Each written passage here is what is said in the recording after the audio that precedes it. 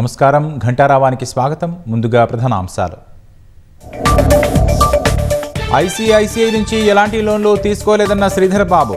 Fake వీడియోలతో దుష్ప్రచారం చేస్తున్నారని మంత్రి మండిపాటు.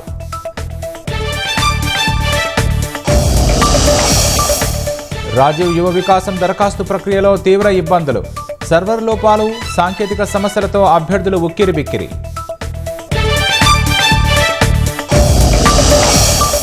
వనజీవి రామయ్య మృతి పట్ల ప్రధాని మోదీ సంతాపం.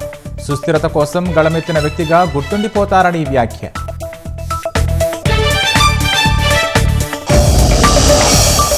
మాస్టర్ ప్రవీణ్ మరణం వెనుక ఎలాంటి మిస్టరీ లేదన్న పోలీసులు. మద్యం సేవించి బైకు నడపడం వల్లే ప్రాణాలు పోగొట్టుకున్నారని వివరణ.